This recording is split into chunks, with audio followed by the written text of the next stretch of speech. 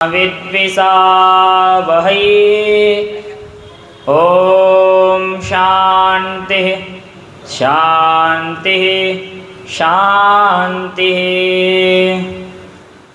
अखण्डमण्डलाकारं व्याप्तं येन चराचरं तत्पदं दर्शितं येन तस्मै श्रीगुरवे नमः।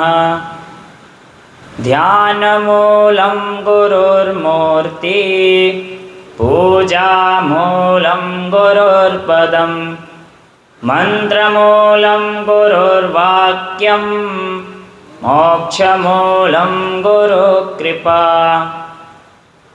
चिन्मयं व्यापि यत्सर्वं त्रैलोक्यं सचराचरं तत्पदं दर्शितं येन तस्मै श्रीगुरवे नमः। गुरुर्ब्रह्मा गुरुर्विष्णु गुरुर्देवो महेश्वरः गुरुर्साक्षात् परं ब्रह्म तस्मै श्रीगुरवे नमः। त्वमेव माता च पिता त्वमेव बन्धुश्च सखा त्वमेव विद्या द्रविणं त्वमेव सर्वं मम देवदेव। गजाननं भूतगणातिसेवितं कपित्थजम्बूफलचारुभक्षणम् उमासुतं कपिनाशकारकं नमामि विघ्नेश्वरपादपङ्कजं। नारायणं नमस्कृत्य नरं चैव नरोत्तमं सरस्वतीं व्यासं ततो जयम् उदीरयेत्। सच्चिदानन्दरूपाय विश्वोत्पत्त्यादिहेतवे तापत्रयविनाशाय श्रीकृष्णाय वयं नुमः। श्रीकृष्णाय वयं नुमः। नमामि समीसा न निर्वाणरूपं विभुं व्यापकं ब्रह्मवेदस्वरूपं निजं निर्गुणं निर्विकल्पं निरेहं चिदाकाशमाकाशवासं भजेऽहं। निराकार ओङ्कारमूलं तुरीयं गिराज्ञानगोतीतमीशं गिरीशं करालं महाकालकालं कृपालं गुणागारसंसारपारं नतोऽहं। तुषारादिसङ्काशगौरं गभीरं मनोभूतकोटिप्रभासी शरीरं स्फुरन्मौलिकल्लोलिनी चारुगङ्गा लसद्भालभाले दुकण्ठे भुजङ्गा। चलत्कुण्डलम्भ्रो सुनेत्रं विशालं प्रसन्नाननं नीलकण्ठं दयालं। मृगाधीशचर्माम्बरं मोण्डमालं प्रियं शङ्करं सर्वनाथं भजामि। प्रचण्डं प्रकृष्टं प्रगल्भं परेशं अखण्डम् अजं भानुकोटिप्रकाशं त्रयशूलनिर्मूलनं शूलपाणे भजेऽहं भवानी पतिं भावगम्यं कलातीतकल्याणकल्पान्तकारे सदा सज्जनानन्ददाता पुरारे चिदानन्दसन्दोहमोहापहारे प्रसीद प्रसीद प्रभो मन्मथारे न यावत् उमानाथपादारविन्दं भजन्ति ह लोके परे वा नराणां न तावत् सुखं शान्तिसन्तापनाशं प्रसीद प्रभो सर्वभूताधिवासं न जानामि योगं जपं नैव पूजां न तोऽहं सदा सर्वदा सम्भुतोऽभ्यं जराजन्मदुःख गताताप्यमानं प्रभो पाहि आपन्नमामि सशम्भो प्रभो पाहि आपन्नमामि सशम्भो रुद्राष्टकमिदं प्रोक्तं विप्रेण हरतोषये ये पठन्ति नरा भक्त्या तेषां शम्भो प्रसीदते तेषां शम्भो प्रसीदते। माइक का थोड़ा सा आवाज़ लग रही है, गूंज रही है, गला पे जोर पड़ रहा है।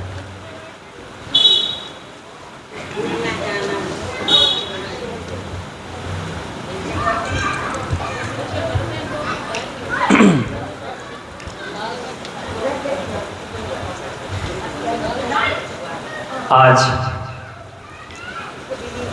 कथा का अंतिम दिवस है, विश्राम दिवस है।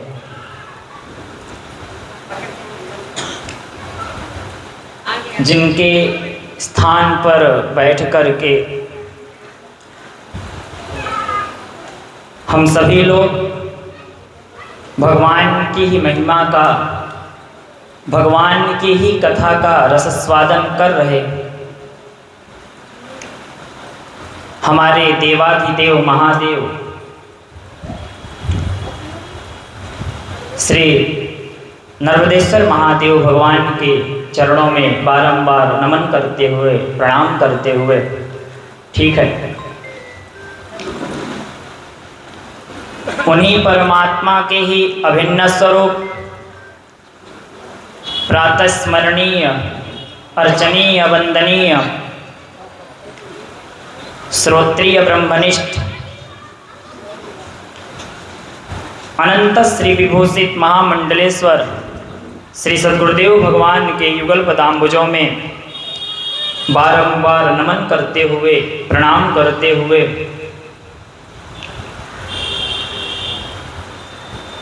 अपनी करुणा कृपा दृष्टि बरसाते हुए आज दर्शन दे रहे परम श्रद्धेय, परम पूज्य, परम प्रेमास्पद पूज्य स्वामी राघवानंद सरस्वती जी महाराज, आपके चरणों में प्रणाम करते हुए अपनी ही कृपा दृष्टि, अनुकंपा दृष्टि से ज्ञान वृद्ध, वयोवृद्ध, प्रातस्मरणीय पूज्य स्वामी कृष्णानंद सरस्वती जी महाराज, आपके श्री चरणों में बारंबार नमन करते हुए, प्रणाम करते हुए आप सभी के मध्य पूज्य गुरुदेव भगवान के नाम के द्वारा संचालित स्वामी अभयानंद संस्कृत वेद विद्यालय गुरुकुल के विद्यार्थीगण आप सभी के समक्ष उपस्थित हैं। यह हमारे यजुर्वेद में पारंगत, कर्मकांड में पारंगत एवं इन बच्चों को अच्छा संस्कार, अच्छा ज्ञान प्रदान करने वाले हमारे विद्यालय के आचार्य श्री विष्णु पाठक जी भी उपस्थित हैं एवं विगत 6 दिवस से अत्यंत सूक्ष्म तरीके से मन लगा करके श्रवण करने वाले हमारे समस्त भगवत भक्तजन, श्रोताजन एवं करुणामयी ममतामयी मातृशक्ति सिय राममय सब जग जानी, करऊं प्रणाम जोरि जुग पानी। जैसा कि अभी हमारे श्रीमान अनिल सिंह जी ने कहा, दुर्लभम त्रयमेवैतद् देवानुग्रह हेतुकम मनुष्यत्वम मुमुक्षत्वम महापुरुषस्य संश्रयात्। मैंने बीच बीच में ये शब्द दोहराया कि हमें अपने पुरुषार्थ से धन मिल जाएगा, पद प्रतिष्ठा मिल जाएगी, किंतु भगवान की कथा, भगवान की प्राप्ति और ये शरीर हमारे आपके बस में, किसके बस में है? ये परमात्मा के बस में है, परमात्मा के हाथ में है। दुर्लभम त्रयमेवैतद्। इस जगत में तो सब चीज ग्राह्य है, सब चीज प्राप्तव्य है, किंतु अगर सूक्ष्म रूप से विचार करिए तो वो जो अत्यंत दुष्कर है वो 3 चीज को बतलाया। पहला मनुष्यत्वम, दूसरा मुमुक्षुत्वम और तीसरा संज्ञा दिया महापुरुषस्य संश्रयात्। पहला, अगर मनुष्य का शरीर चलो भगवान की कृपा से मिल भी गया, 84 लाख योनियां हैं,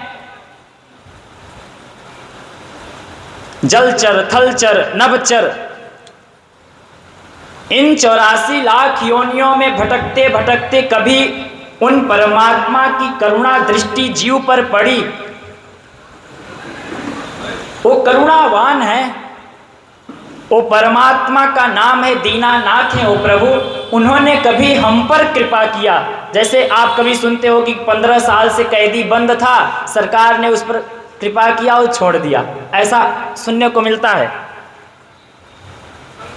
ठीक उसी तरह उस परमात्मा ने विचार किया कि आज ये अनंत जन्मों से इस अमुक योनि में पड़ा है, क्यों ना एक बार इसको मनुष्य का योनि दे करके देखते हैं।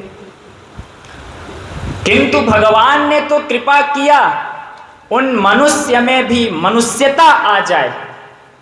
मनुष्य के योनि में मनुष्य का शरीर पाने के बाद भी अगर मनुष्यता नहीं आती तो फिर वह शरीर पाने का कोई लाभ।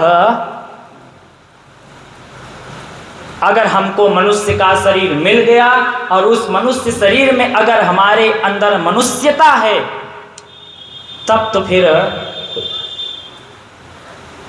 दूसरा आया मुमुक्षा। अगर मनुष्य का शरीर मिला, अगर मनुष्य का शरीर मिलने के बाद आपने अपने मुक्ति का उपाय नहीं खोजा, आपने अपने कल्याण का मार्ग नहीं खोजा, अगर आपके अंदर मोक्ष पाने की इच्छा नहीं हुई, तो फिर यह शरीर व्यर्थ है। मैं नहीं कर रहा, महापुरुष कहते हैं, पूज्य वृंदावन के महाराज श्री जी कहा करते थे, अगर आपका जन्म हुआ मनुष्य शरीर में, आप केवल और केवल शरीर पालने में, परिवार पालने में लग गए, तो बहुत कटु शब्द बोलते थे। मैं नहीं बोल रहा हूं, वो महापुरुष जी कहते थे, पूज्य महाराज श्री जी कहते थे, पेट तो सुअरिया भी पाल लेती है, पेट तो सुअरिया भी पाल लेती है महाराज। अगर यह मनुष्य का शरीर मिला है, अगर इसमें मोक्ष की इच्छा नहीं होती, तो यह मनुष्य का शरीर पाना भी व्यर्थ है। इन दोनों से श्रेष्ठ बताया मनुष्यत्वम मुमुक्षुत्वम महापुरुषस्य संश्रयात्। अगर यह मनुष्य का शरीर मिला, ठीक है, आप अच्छा कर्म को आए दिन बोलते रहते महाराज, हम झूठ नहीं बोलते, हम पूजा करते हैं, हम पाठ करते हैं, हम सदाचार से रहते, तो हमको क्या ज़रूरत है सत्संग सुनने की।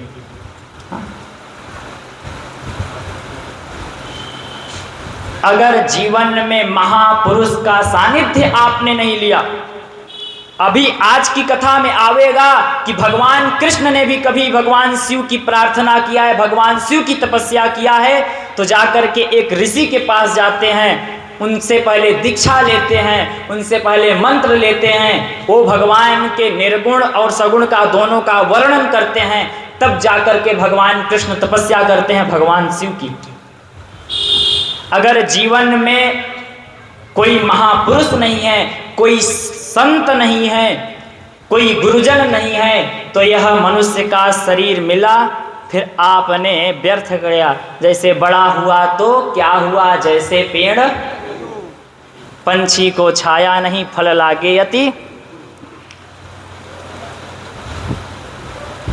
तो भगवान की कृपा से मनुष्य का शरीर मिला है, उस मनुष्य का शरीर ठीक है। मैं क्या, मेरे सारे शास्त्र, मेरे वेद, मेरे पुराण, मेरे 6 शास्त्र कभी नहीं कहते कि आप रुपया मत कमाओ। बिल्कुल वो कहते रुपया कमाओ, रुपया नहीं कमाओगे तो यज्ञ कैसे नहीं करोगे, तुम शिवालय मंदिर कैसे बनवाओगे। अगर तुम धन प्रधान कलयुग है, धन की प्राथमिकता जीवन में देनी चाहिए, किंतु महाराज इतनी भी प्राथमिकता ना दो कि अपने स्रोत को भूल जाओ, आप अपने मूल को भूल जाओ।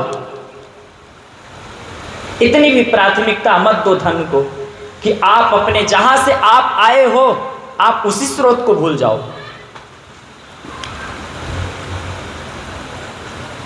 बोलिए शंकर भगवान की। हम कथा में प्रवेश करते हैं। वासुदेव उवाच धन्यस्त्वमसि विप्रेन्द्र कस्त्वां स्तोतुमलं कृते यस्य देवादिदेवस्ते सानिध्यं कुरुते श्रमे दर्शनं मुनिशार्दूलं दत्यासं भगवान् शिव आपितावन्ममाप्येवं प्रसादं वा करोत्सवै। सनत्कुमार उवाच एवत् श्रुत्वा वचस्तस्य सोऽब्रवीतं महामुनि विस्मयं परमं गत्वो उपमन्युं शान्तमानसम्। उपमन्युवाच अचिरेणैव कालेन महादेव न संशय तस्यैव कृपया त्वं वै द्रक्ष्यसे पुरुषोत्तम। षोडशे मासि सुरानाश प्राप्स्यसि त्वं महेश्वरात् सपत्नी कथं नो ददस्यते देवे वरानने। हम सभी ने 2 दिन की कथा में शतरुद्र संहिता और कल की कथा में कोटि रुद्र संहिता के माध्यम से भगवान के अनेक अवतारों की कथा सुना, जिसमें अभी महाराज श्री जी बता रहे थे कि भगवान के 5 प्रमुख अवतार। हमने इसकी भी कथा बृहद तरीके से सुनी। भगवान के कल्प के भेद से 28 अवतारों की कथा सुनी हमने। कभी देवताओं पर समस्या आई तो कश्यप ऋषि जाकर के तपस्या करते हैं, उसके माध्यम से भगवान के हमने 11 रुद्र की कथा सुनी।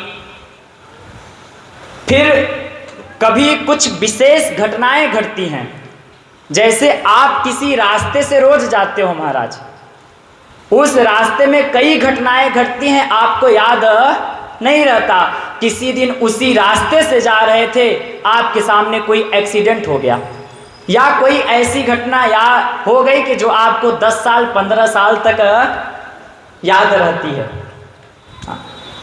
तो वैसे ही कुछ भगवान की कुछ विशेष घटनाएं हुई जहां पर भगवान ने अपने स्वरूप से स्वतः प्रकट हुए।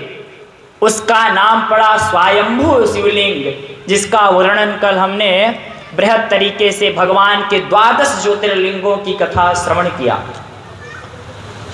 अब बची है 3 संहिता, जिसका नाम है उमा संहिता, कैलाश संहिता और वायवीय संहिता।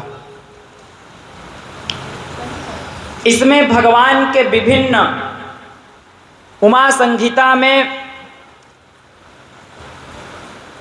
मां भगवती ने कैसे कैसे किस पर कृपा किया है, नाम है ये उमा संहिता। उमा माने मां भगवती, पार्वती कह लीजिए, पराशक्ति, अंबा कह लीजिए। ओ मां भगवती ने कैसे कैसे अपनों भक्तों पर कृपा किया है, उसी में एक कथा आती है कि भगवान की कई रानियां हुई, भगवान कृष्ण की कई रानियां हुई, किंतु बहुत दिन तक उनको पुत्र रत्न की प्राप्ति नहीं हुई।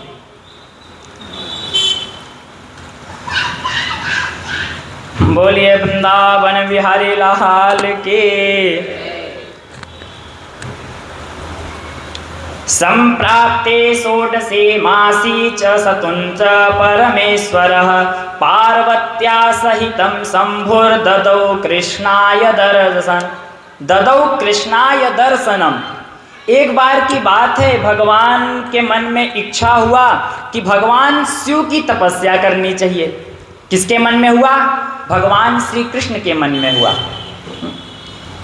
ये तो लग रहा, मुझे लग रहा पहली बार एक कथा सुन रहे हो कि भगवान कृष्ण ने शिव की तपस्या किया है। हाँ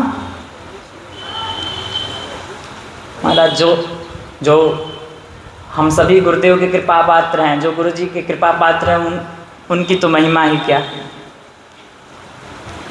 भगवान शिव चले गए कैलाश पर्वत पर, और कैलाश पर्वत पर जा करके, हाँ देखिए, इस कथा से अगर कुछ सीखें तो सीखना चाहिए।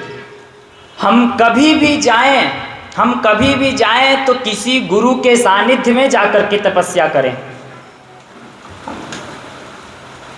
एक भागवत की कथा सुनते हैं ना महाराज, एक राजा थे जिनका नाम था भरत। सुना है कि नहीं? राजा भरत की कथा, जो बाद में जड़ भरत बने। आप पूरा भागवत का 5वां स्कंद पूरा टटोल करके पढ़ लीजिएगा। अगर आप भरत जी महाराज किसी गुरु के पास गए हों, किसी संत के शरण में गए होंगे तो बताइएगा, उनके गुरु जी का नाम बताइएगा। वो किसी संत की शरण में नहीं गए, वो जा करके स्वतः अपना तपस्या करते हैं, भगवान की प्राप्ति करते हैं। किसी गुरु जी के पास गए तपस्या करने, पर किसी संत के सानिध्य में नहीं जाते हैं तो उनको 2 जन्म लेना पड़ता है। अगला जन्म उनको मिलता है हिरण का, और दूसरा जन्म मिलता है उनको एक ब्राह्मण के रूप में आते हैं, तो उनका नाम वही पड़ता है जड़ भरत। नाम भरत पड़ता है, किंतु कथा में हम सुनते हैं कि उनकी बुद्धि जड़ थी, इसलिए उनके माता पिता, उनके भाई कहने लगे इसकी बुद्धि जड़ है, तो जड़ भरत पड़ गया। सृष्टि के प्रारंभ में मनु और शतरूपा हुए, यही आपके नैमिसारण में आकर के घोर तपस्या करते हैं, किंतु किसी ऋषि महात्मा, किसी गुरजन के पास नहीं जाते हैं, तो भले परमात्मा दर्शन दिए, भले परमात्मा पुत्र के रूप में आते हैं, किंतु तपस्या का फल क्या होना चाहिए कि जीवन मुक्त होना चाहिए। किंतु महाराज आकर के राजा बनते हैं, राजा दशरथ। भगवान की तपस्या करने के बाद जब राजा दशरथ बनते हैं तो भी दुख तो झेलना पड़ता है ना, कष्ट तो होता है ना। अगर हम कभी तपस्या करें तो किसी गुरु के शरण में जाकर करें। वही भगवान कृष्ण, भगवान पुरुषोत्तम आते हैं कैलाश पर, और उसी कैलाश पर एक महात्मा रहते थे, एक ऋषि रहते थे, जिनका नाम था उपमन्यु। क्या नाम था? उपमन्यु नहीं, उपमन्यु। उनके माध्यम से आकर के उनसे प्रार्थना किया। उन उपमन्यु ने भगवान के निर्गुण निराकार का भी वर्णन किया और सगुण साकार का भी वर्णन किया। वर्णन करने के बाद एक मंत्र दिया, जिस मंत्र का नाम पड़ा पंचाक्षरी मंत्र। नमो जपो नमः शिवायेति मंत्रराजमिमं हरे, सर्व काम प्रदम दिव्यम भुक्ति मुक्ति प्रदम प्रभु। ये भगवान का जो नाम है ना, वो मुक्ति भी देने वाला है और भुक्ति भी देने वाला है। यानी संसार की तो सारी ऐषणाएं देगा ही देगा और अंतिम में क्या प्रदान कर देवेगा? मुक्ति।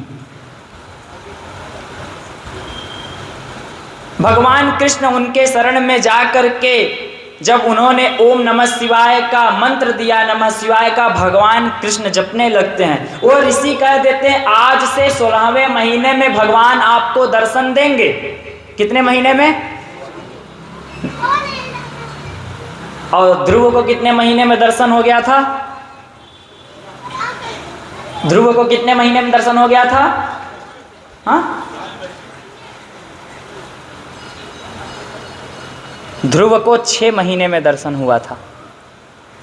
ध्रुव की आयु 5 वर्ष की थी, किंतु जब उन्होंने तपस्या प्रारंभ किया तो 6 महीने में कभी अन्न छोड़ा, कभी फल छोड़ा, कभी जल छोड़ा।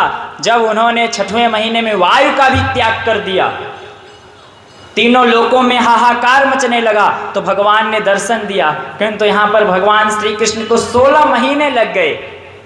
संप्राप्त में 16 मासी संतुष्टः परमेश्वरः पार्वत्या सहितं शंभुर ददौ कृष्णाय दर्शनम। ददौ कृष्णाय दर्शनम, माँ भगवती परा अम्बा के साथ भगवान शिव भगवान श्री कृष्ण को दर्शन देते हैं।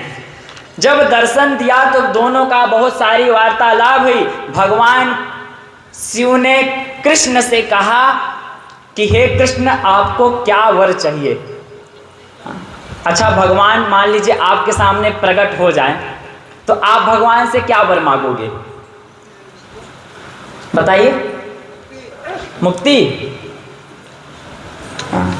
मैंने एक दिन शायद कहा था मुक्ति तो आपका स्वरूप है। एक दिन मैंने ऐसा शब्द कहा था, मुक्ति तो आपका स्वरूप ही है, सच्चिदानंद स्वरूप आपका। अगर आप भगवान से मुक्ति मांगोगे तो जो कभी आप मांगोगे ना, तो जो कभी मांगोगे वो कभी छीना भी तो जा सकता है। मैंने कहा था मुक्ति कोई बाहर नहीं है, मोक्ष कोई बाहर नहीं है, मोक्ष तो अपना स्वरूप है। आप सारे प्रपंचों को विलय कर दीजिए, उसी दिन आपको मोक्ष हो जाएगा। प्रपंच संबंधो विलयो मोक्ष। इस संसार के जितने प्रकार के प्रपंच है, यानी जितनी प्रकार की अविद्या है, आप सारी, जिस दिन आपकी अविद्या दूर हुई, अज्ञान दूर हुआ, उसी दिन आपको ज्ञान हो जाएगा। मोक्ष कोई बाहर की चीज नहीं है, मोक्ष तो अपना स्वरूप है। किंतु मान लो आपके सामने भगवान प्रकट होंगे तो क्या मांगोगे? हाँ? एक कथा आती है। एक भगवान का भक्त था महाराज। हाँ, बहुत दिनों, मुझे लग रहा है एक भी दिन मैंने ऐसा कोई चुटकुला नहीं सुनाया है। कि सुनाया है? एक भी दिन नहीं सुनाया ना? हे भगवान देख लो, हाँ, आज अंतिम दिन है तो आज सुन लो। एक भगवान का भक्त था महाराज। इतना कुरूप था कि उसके लिए कोई कन्या नहीं मिल रही थी शादी के लिए, बड़ा दुखी। दूसरा इतना गरीब था। तीसरा उसके माता पिता अंधे थे। तो किसी पंडित ने बताया, किसी महाराज ने बताया, जैसे महाराज जी लोग बैठे होंगे तो उनके महाराज जी जैसा कोई होगा तो बता दिया कि जाओ भगवान शिव की तपस्या करो, भगवान शिव प्रसन्न होकर तुमको सब कुछ दे देंगे। महाराज उसने भगवान शिव की बड़ी तपस्या किया, घोर तपस्या किया। जब खूब तपस्या किया तो भगवान प्रसन्न हो गए, आ गए आशीर्वाद, मतलब प्रकट हो गए। जब भगवान प्रकट हो गए तो बड़ा खुश, उसने प्रणाम किया। प्रणाम करने के बाद भगवान ने कहा हाँ बेटा क्या चाहिए? तो उसने लिस्ट पूरा तैयार किया था, जैसे आप तैयार करते हो। हाँ, बेटे की नौकरी लग जाए, घर बन जाए, घर का प्लास्टर हो जाए।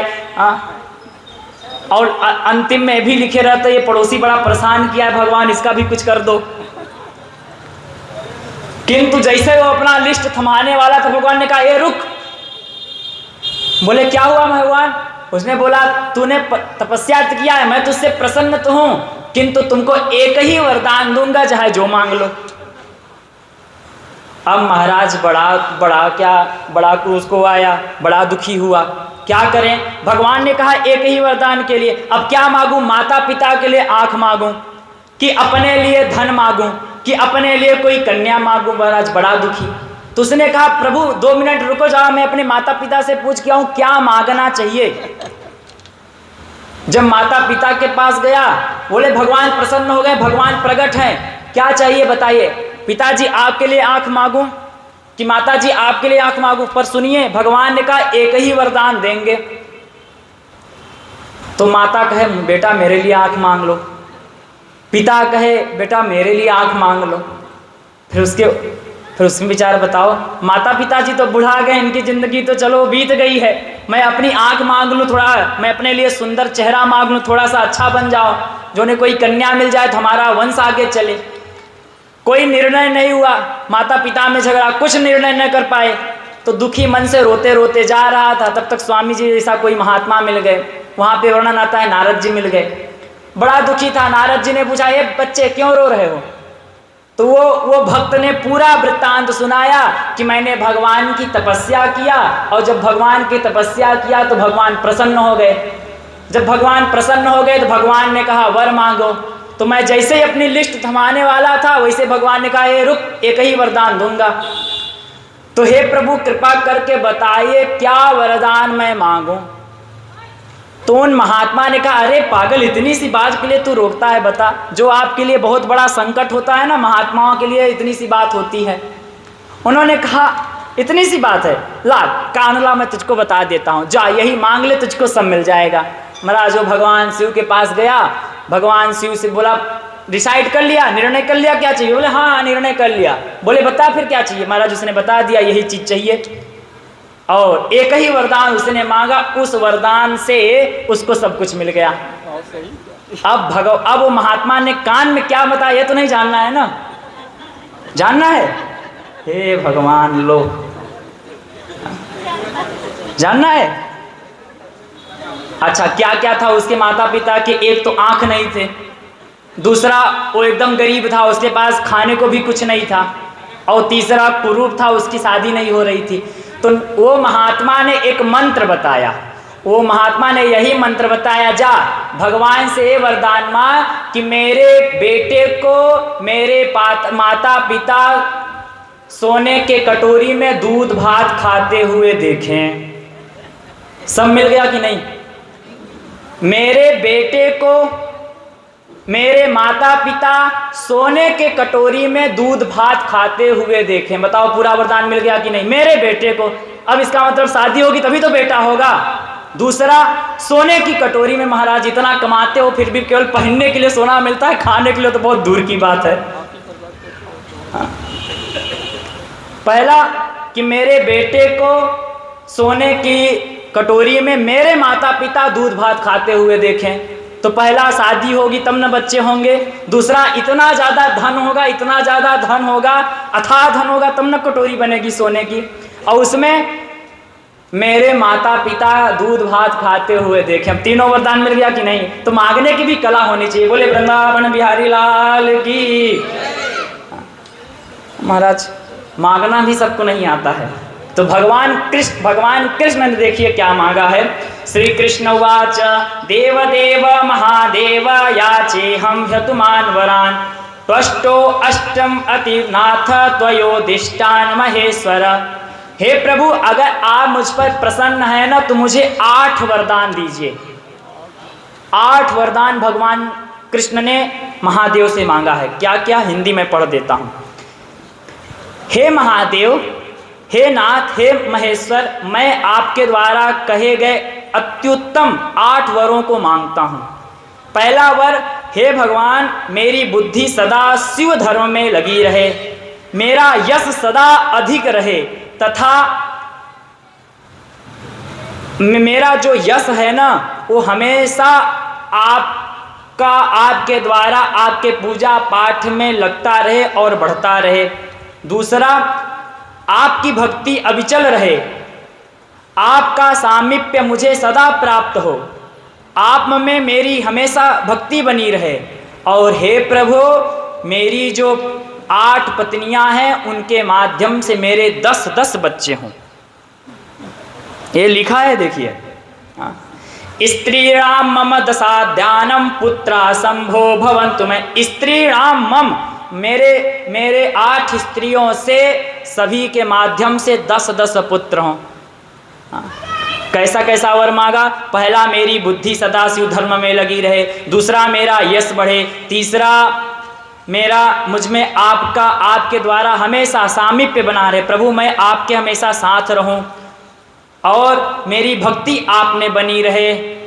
मेरे पत्नियों को 10-10 बच्चे हों और हे प्रभु, मैं सारे शत्रुओं का वध करने में समर्थ रहूं और हे प्रभु, मेरा कभी उन शत्रुओं से कभी मेरा अपमान न हो और अंतिम जो है ना वो मुझको प्रिय है। हे प्रभु, योगिनाम अपि सर्वेषां भवेयमति वल्लभा। मैं हमेशा योगियों का प्रेम बना रहूं, मैं योगियों का प्रिय बना रहूं। ये कितने प्रकार के हो गए? 8 प्रकार का वरदान भगवान कृष्ण ने मांगा है। भगवान कृष्ण ने अंतिम वरदान जो मांगा है, महाराज, मैं हमेशा योगियों का भी अत्यंत प्रिय बना रहूं। यानी योगियों का मतलब मैं हमेशा साधु संतों का प्रेमी बना रहूं। मेरे अंदर साधु संतों का जो उनका ज्ञान है, जो उनका आशीर्वाद है, जो उनका स्नेह है, वो हम पर सदा बना रहे। ऐसा 8 वरदान मांगा है भगवान कृष्ण ने। भगवान शिव ने उन पर कृपा किया, 8 वरदान दिए। वहीं बगल में माँ पार्वती भी खड़ी थी। उन्होंने कहा, कृष्ण मुझसे भी कुछ ले लो। ऐसा करके फिर भगवान को माँ भगवती ने आशीर्वाद दिया है, कई सारे आशीर्वाद दिए हैं। तुम्हारा कल्याण होगा, तुम ब्राह्मणों का प्रिय रहोगे, तुम अपने माता पिता का हमेशा सेवा करोगे, जहाँ जहाँ तुम जाओगे तुम्हारी यश कीर्ति तुम्हारी फैलती रहेगी। ऐसा करके भगवान को माँ भगवती ने वरदान दिया है। सौनक आदि ऋषियों ने पूछा, प्रभु आपने तो हमें सब कुछ बता दिया। इस शिव महापुराण के माध्यम से भगवान के अनेक स्वरूपों का वर्णन किया, भगवान के अनेक लीलाओं का वर्णन किया। हे प्रभु, आप अब हमें ये वरदान दीजिए कि ये जो मनुष्य लोग हैं उनके द्वारा अच्छे काम भी होते हैं और बुरे काम भी होते हैं। आप कृपा करके हमें उनकी गति का निरूपण करिए कि अच्छे जो लोग काम करते हैं उनकी कौन सी गति होती है और जो बुरे काम करते हैं उनकी कौन सी गति होती है। यहाँ पर सारा का सारा वर्णन है। यहाँ पर सरल भाषा में कहें तो यहाँ पे नरक के भेद का निरूपण है कि जो भगवान से प्रेम करता है, जो भगवान शिव के चरणों में जाता है, जो भगवान शिव के कथा को श्रवण करता है, उसकी ऐसी गति होती है। और जो भगवान का द्वेषी है, जो भगवान से द्वेष करता है, महाराज उसकी कैसी गति होती है, तो किस प्रकार नरक में जाता है। तो पहले नरक का नाम सुन लीजिए। जानना है नरकों का नाम? नरकों का नाम जानना है? अष्टविंशति संख्याभिक्षिप्त्यर्ध सप्तकोटयः सप्तमस्य तलास्यान्ते घोरे तपसि संस्थितः घोराख्या प्रथमा कोटि सुघोरा तदद स्थिता अतिघोरा महाघोरा घोर रूपा च पंचमी। भगवान ने कहा 5 प्रकार के मुख्य नरक हैं, बाकी 28 प्रकार के नरकों का वर्णन किया गया है। उन 28 नरकों का, उन एक नरकों का 5 प्रकार के भेद हैं। उन 28 के भी 5-5 भेद हैं। कितने, मुझे लग रहा है करीब 350 नरकों का वर्णन आया है शिव महापुराण में, किंतु मुख्य जो 5 हैं उनका नाम सुन लीजिए। पहला है घोरा, दूसरा है सुघोरा, तीसरा है महाघोरा, चौथा है घोर रूपा, 5वां है तलातल, 7वां है भयानक और 8वां है चंडा नाम का। ये महा इसके कुछ अलग भी नाम है। रौरव, महारौरव, तामिस, अंध तामिस, कुंभीपाक, ये सारे नरकों का वर्णन किया है। तो कौन नरक किसमें जाता है, किस प्रकार की यातनाओं को सहता है। एषु पापा प्रपच्यन्ते शोभयन्ते नरकाग्निषु यातनाभिर्विचानीताभिरा स्वकर्म यक्षानृशं सुगाढ़ं हस्तयोर्बद्ध्वा ततः शृङ्खलया नरा महावृक्षाग्रसासासु लभ्यते यमकिङ्करैः लभते यमकिङ्करैः।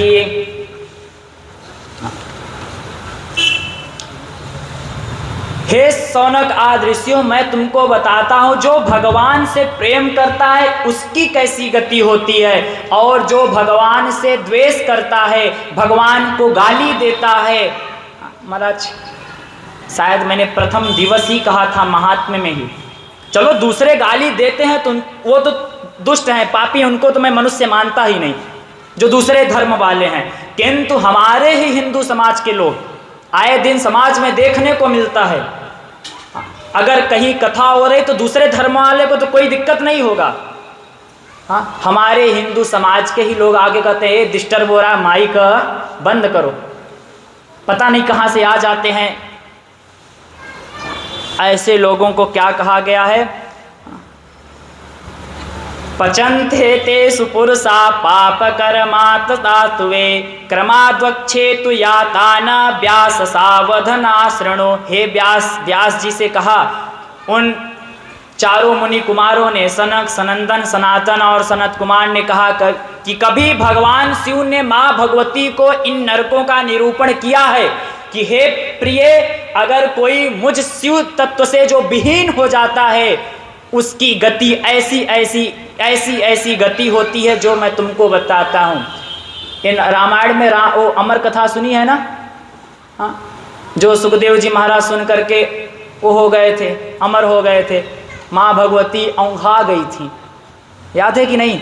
वो उसी में कथा है। भगवान शिव ने अपने निर्गुण निराकार का उपदेश किया है, उसी में माँ भगवती को नींद आ गई थी, उसी में भगवान शिव ने नरकों का भी वर्णन किया है। तो ये जो चारों मुनि कुमार हैं ना, ये व्यास जी को सुना रहे हैं। व्यास जी से कहा, अब मैं तुमको बताता हूँ कि जो मनुष्य तमाम प्रकार का पाप करता है उसकी कौन सी गति होती है। महाराज यहीं से स्टार्ट किया। जो मनुष्य ब्राह्मण, देवता, गौ को छोड़कर अन्यत्र झूठा पाप करता है, सदा मिथ्या भाषण करता है, वह रौरव नामक नरक में जाता है। रौरव माने महाराज वहाँ पर यम के जो गढ़ रहते हैं ना, वो उनका अलग अलग वर्णन है। उनका हाथ कैसा होता है, उनका कैसे गरम गरम तेल में ताला जाता है। जैसे आप महाराज रोज़ पकौड़ी बनाते हो, पकौड़ी कैसे तली जाती है, हाँ, वैसे आपको भी ऐसे गरम गरम तेल में डाल दिया जाता है, आप फिर तले जाते हो। दूसरा वर्णन है, एक नरक है जिसका नाम है तप्त कुंभ। महाराज इसका जो वर्णन किया, जो नराधम पितरों एवं देवताओं को अर्पण एवं तर्पण नहीं देता है, बिना देवताओं को खाए बिना, यानी जो बिना ठाकुर जी को भोग लगाए बिना खाता है, जो शास्त्रों में कुतर्क ढूंढता है। शास्त्रों यानी कुतर्क, यानी ठीक है, बिल्कुल श्रद्धा है सबके अंदर भगवान से प्रेम है, किंतु कई लोग ऐसे बीच में होते हैं कथा में, महाराज वो कहते ठीक है महाराज, बढ़िया है, आपने ठीक सुनाया, किंतु महाराज जी जो आपने वो वाली बात कही ना, वो कुछ जमी नहीं। आपने वो वाली जो बात बताई ना, वो बात कुछ मुझे जमी नहीं। किंतु हमारा वेदांत कहता है, शास्त्रेषु गुरुवाक्येषु सत्य बुद्धि अवधार। जो गुरुदेव ने अगर कह दिया कि ये बेटा, हमने कहा गुरुजी रुमाल है, किंतु गुरुजी ने कहा रुमाल नहीं, ये गद्दा है, तो हाँ गुरुजी गद्दा है। अगर जिस साधक की ऐसी निष्ठा होती है महाराज ना, वो हमेशा आगे बढ़ता जाता है। तो जो हे देवी, जो मनुष्य बिना भोग लगाए खाता है, अपने पितरों को बिना तर्पण दिए खाता है, जो शास्त्रों में कुतर्क ढूंढता है, जो गुरुजनों से कुतर्क करता है, वह तप्त कुंभ नामक नरक में जाता है। जो झूठ बोलता है, जो प्रमाद करता है, जो आलस्य करता है, वो अमुक नरक में जाता है। जो दूसरों का धन चुराता है, जो दूसरों के धन पे अपनी गिद्ध दृष्टि रखता है, जो दूसरों से द्वेष करता है, वो महारौरव नामक नरक में जाता है। जो कोई पुरुष पर स्त्री को देखता है, जिसकी पत्नी है घर में, किंतु वह पर स्त्री को देखता है, महाराज उसके लिए तो कौन सा नरक बताया। आगम्यागामी यश्चान्ते याति सप्तबलं द्विज चौरो गोग्नो ही परवितो मर्यादा दूषक स्थिता। जो चोरी करता है, दूसरे के धन पर गृध्र दृष्टि रखता है, जो पर स्त्री को देखता है, और अंतिम में कह दिया चौरो गोग्नो ही परतितो, वह महाराज जब वह पतित होता है तो वह कृमि भक्ष नामक नरक में जाता है। महाराज यहाँ अनेका अनेक किया है। मनसा परिणोयमा दुख भोक्षण संशया ज्ञानमेवा परम ब्रह्म ज्ञानम तत्वाय कल्पिते। हे देवी, जो स्त्री पर पुरुष को देखती है, पर पुरुष को चाहती है अपना पति होते हुए भी, महाराज उसके लिए बताया कुंभी नाक एक नरक है। उसके शरीर को ले जाया जाता है, अंधकार अंधकार है, बहुत सारी तेज तेज आवाजें आती हैं, और महाराज उसके इतने बड़े बड़े सूल हैं जो उसके शरीर में चुभाए जाते हैं। अनेका अनेक वर्णों का यहाँ पर किया है। देवी इतना समझ लीजिए कि जो भक्त है, जो मनुष्य है, अगर वह उसका शरीर पतन की ओर बढ़ता है तो उसका केवल और केवल एक कारण है कि वह जीवन में ना संत का सानिध्य लिया, ना शास्त्र का सानिध्य लिया। जो साधक, जो भक्त संत का सानिध्य लेता है, शास्त्र का सानिध्य लेता है, उसके लिए यह शास्त्र ने गारंटी लिया है कि कभी वो नरक नहीं जाता, कभी उसकी अधोगति नहीं होती।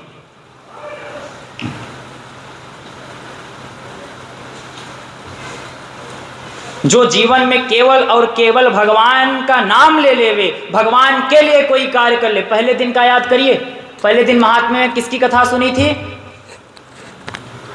एक था देवराज जो मंदिर में अपना कुर्ता जला दिया था। किस लिए जलाया था? चोरी करने के लिए। दूसरी कथा सुनी थी किसकी? चंचुला और सुनाई नहीं दिया, मेरा कान खराब है। हाँ, बिंदुक की। महाराज जी बता रहे हैं बिंदुक की। क्या किया था बिंदुक? हाँ? अच्छा, बिंदुक को कथा कैसे सुनाई गई थी? बांध के सुनाई गई थी ना।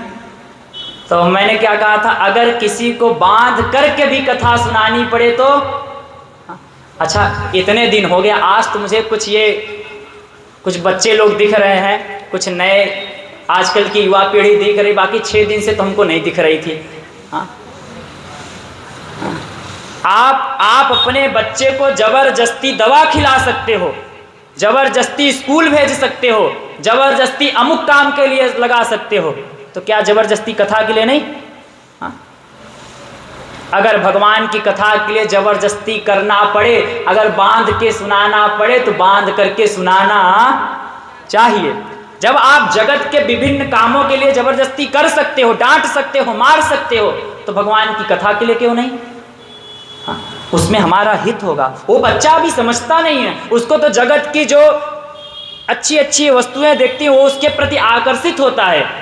अमुक गाड़ी मिल जाए, अमुक कपड़ा मिल जाए, अमुक जूता मिल जाए, अमुक ये सामान मिल जाए, ये सामान मिल जाए। और ये बच्चे लोग, महाराज, ये माता पिता भी मेरे बच्चे को चाहिए, हाँ बेटा ले ले। हाँ। बच्चा कहेगा मम्मी पापा मुझे ये वाली बाइक चाहिए, आप तो जाओगे बड़े शान से दिला दोगे, और एक दिन कहो उसी बच्चे से, चल बच्चा वहाँ पे उस मंदिर पे जा, सत्संग हो रहा है, बाइक से छोड़ दे, तो बच्चा कहता है मम्मी मेरे पास तो टाइम नहीं है, मुझे तो जाना है क्रिकेट खेलने, मुझे अपने दोस्तों। ऐसा होता है कि नहीं? बाइक माँ बाप ने दिलाई, सारा का सारा तेवर उसको माँ बाप की वजह से है, और वही बच्चा माँ बाप की बात नहीं मानता। महाराज, हम लोग क्या, मैं अपनी बात बताऊं तो मैं तो, अगर गुरुजी ऐसे देख रहे हैं, अगर 2 सेकंड ऐसे हमको देख लिए तो हमारा तो दिल, सच बता रहा हूं, अगर 2 सेकंड ऐसे देख लिए, अगर मैंने कुछ चीज़ पूछा नहीं बोले, फिर दोबारा पूछा और ऐसे करके ऐसे देख लिए, फिर तो पूछिए मत। और अगर ऐसे करके देख लिए तब 2 दिन तक तो मैं गुरुजी से चेहरा आंख नहीं मिलाऊंगा। ये भय होता है। ऐसा नहीं है कि मैं गुरु जी से डरता हूँ, मेरा उनसे प्रेम है, मैं उनका सम्मान करता हूँ, मेरे लिए वो मेरे परमात्मा हैं। अगर कोई कहे, कोई ऐसा नासमझ व्यक्ति कह देते हैं कि गुरु जी ने हमको क्या दिया, माता पिता ने हमको क्या दिया, अगर मैं यहाँ पे बैठा हूँ तो गुरुदेव की कृपा से बैठा हूँ, 10 लोग आ करके मेरा सम्मान कर रहे हैं, मुझे प्रणाम कर रहे हैं, एक हमें व्यवस्था मिली है कि मैं 10 लोग बैठ के सुन रहे हैं, ये किसकी कृपा से मिला जी? किसकी कृपा से मिला? गुरुदेव की कृपा से मिला। अगर मैं ये ना समझूं तो मैं मूर्ख हूं।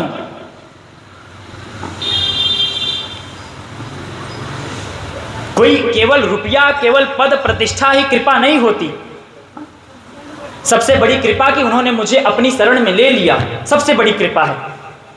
अगर मैं उनकी शरण में आ गया हूं तो संसार की सारी ऐसनाएं, पुत्र तृष्णा, वित्त तृष्णा तो घलुआ में मिल जाता। घलुआ समझते हो कि नहीं? अच्छा, ये माताएं सब्जी लेने जाती हैं, आप ये भी लोग जाते हैं, ये भी लोग जाते हैं। अब तो नहीं, मैं तो देखो भैया, मैं तो मंडी जाता हूँ, मैं सब्जी लेने जाता हूँ तो मेरे यहाँ सब्जी हर हफ्ते आती है 8,000 की, 10,000 की। हाँ, अच्छा, आप लोग ठेले पे लेते हो ना, वो चिल्लाता रहता। अभी कल परसों जैसे जा रहा था, चिल्ला रहा था, सब्जी ले लो। अच्छा, सब्जी लो, 1 किलो लौकी ले लो, आलू ले लो, टमाटर ले लो। तो जब चलने लगो तो सब्जी वाला 2-4 मिर्चा, 2-4 धनिया ऐसे फ्री में दे देता है ना। देता है कि नहीं?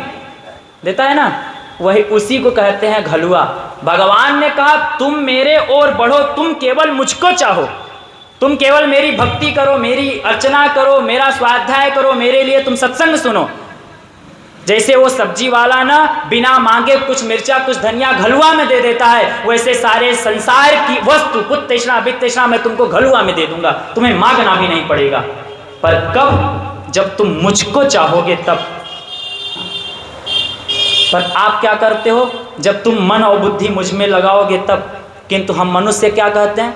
भगवान ने कहा तुम मन बुद्धि मुझ में लगाओ, मयि एव मन आधत्स्व मयि बुद्धिम निवेशय निवसिष्यसि मयि एव अत ऊर्ध्वम न संशय। अगर तुम मन और बुद्धि मुझ में लगाते हो, शरीर जगत में लगाते हो, शरीर संसार में लगाते हो, तो मैं तनिक भी देरी नहीं करता, तुमको मैं अपना सर्वश्रेष्ठ पद प्रदान करता हूँ।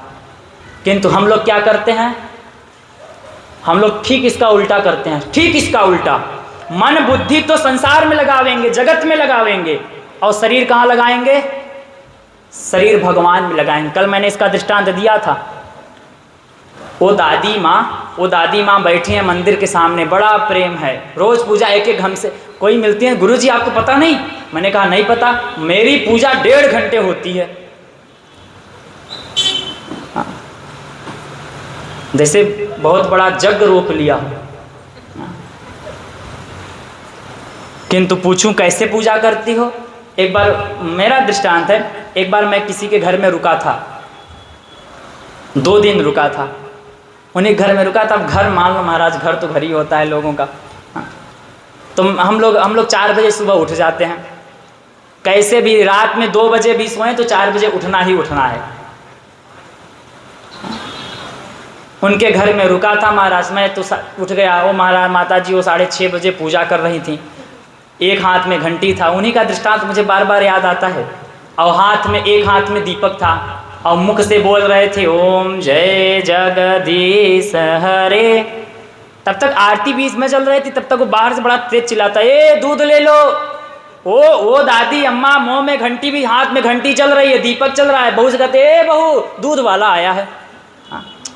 शरीर तो बैठा है आपका मंदिर में, और मन और बुद्धि कहाँ फिर रहे हैं?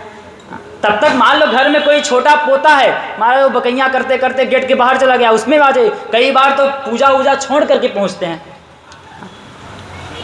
तो ये तो फिर भगवान की भक्ति। सूत जी ने कहा कि हे ऐसी लोग, अब मैं तुमको इस भूमंडल का वर्णन करता हूं कि ये पृथ्वी कैसी है, इस पृथ्वी में कौन कौन से पदार्थ हैं, ये पृथ्वी कैसी है, इसमें कितने द्वीप हैं, कितने समुद्र हैं, कैसे कैसे पूरा वर्णन किया है। सनत कुमार उवाच वक्षेऽहं भारतं वर्षा हिमाद्रिश्चैव दक्षिणे उत्तरे तु समुद्रस्य भारती यत्र संसृते नवयोजन साहस्रो विस्तरो यस महामुने स्वर्गापवर्गयो कर्म भूरिशेषा स्मृता बुधै ये जो पृथ्वी है ना, ये 7 दीपों वाली है, सप्तदीपा वसुंधरा। ये पृथ्वी 7 दीपों वाली है। हिमालय दक्षिण तथा समुद्र में उत्तर, जिसके हिमालय के दक्षिण में हिमालय स्थित है, उत्तर में समुद्र स्थित है, इनके मध्य में जो है उसका नाम है भारत। क्या नाम है उसका? ये भारत कैसा है? ये भारत कई हजार करोड़ योजन तक फैला है। इस भूमि में महाराज क्या मिलता है? स्वर्गापवर्गयो कर्मा भूर्येषां स्मृता बुधय। और किसी भी भूमंडल पर स्वर्ग और मोक्ष नहीं मिलता, किंतु ये जो पृथ्वी है, जो एक साइड समुद्र है, एक साइड हिमालय पर्वत है, ऊंची ऊंची चोटियां स्थित हैं, इसके मध्य में जो भूमंडल है उसका नाम है भारत। और वो भारत कैसा है? जहां पर स्वर्ग और मोक्ष की प्राप्ति होती है। स्वर्गापवर्गयो कर्म, जहां पर श्रेष्ठ महात्मा लोग कर्म करते हैं। कैसे कैसे द्वीप है महाराज, इसमें नाम दिया है द्वीपों के। इंद्रद्युम्न, कसेरु, ताम्रवर्ण, गवस्थान, नागद्वीप, सौम्य, गंधर्व तथा वारुण, ये 7 द्वीप हैं, इनके नाम है। इनके पूर्व में किरात तथा दक्षिण और पश्चिम में यवन स्थित है। इसके उत्तर में तपस्वियों के लिए तपस्या करने का एक अच्छा तीर्थ, एक अच्छा जंगल स्थित है। महाराज इस भूमंडल पे कौन कौन रहता है?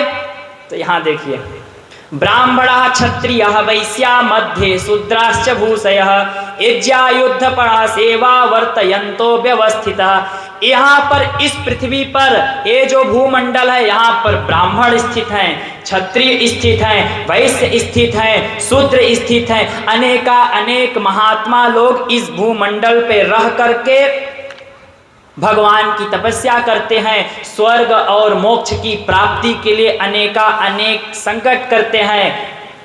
प्रभु, इस पृथ्वी पे जो लोग रहते हैं ना, वो कैसे कैसे जीते हैं, कैसे कैसे खाते हैं, कैसा कैसा उनका व्यवहार होता है, सारा का सारा यहाँ पर सूत आदि ऋषियों ने शौनक आदियों को बताया है।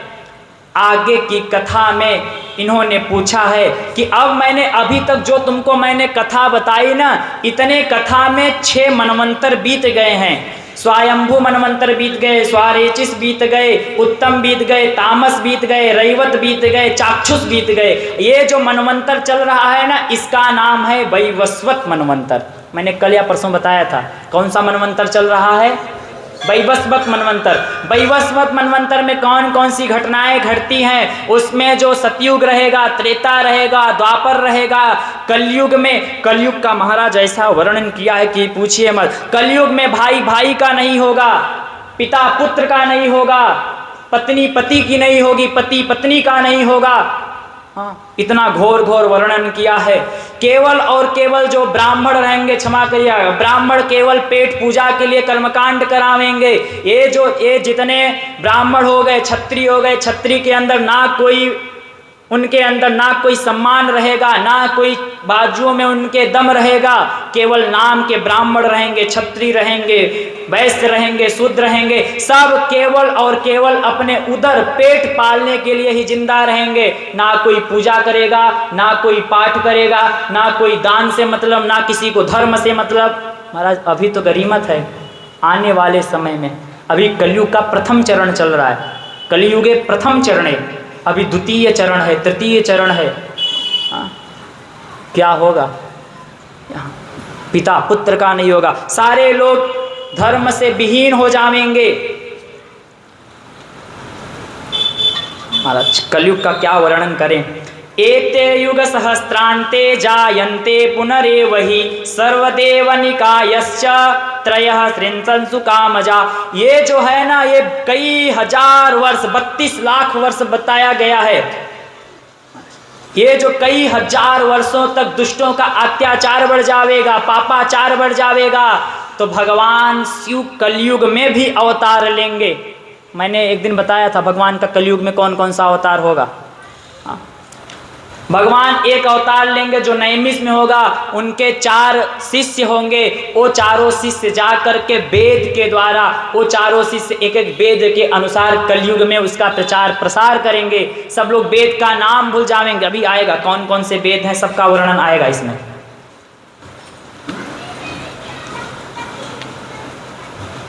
आगे जो मनवंतर होंगे, अभी तक तो स्वायंभुवो मनुश्चैव ततः स्वारोचितस्तथा उत्तमात्मश्चैव रैवतश्चाक्षुषस्तथा।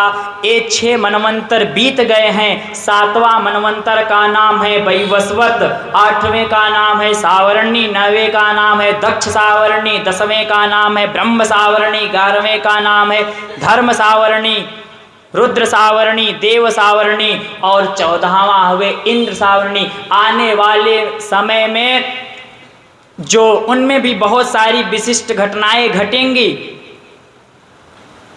ऐसा करके हे शौनक आदि ऋषियों, भगवान ने कहा कि प्रथमम दक्ष सावर्णी प्रवक्ष्यामि मनो मुने मेधातिथिश्च पैलस्त्यो वसु काश्यप एवच।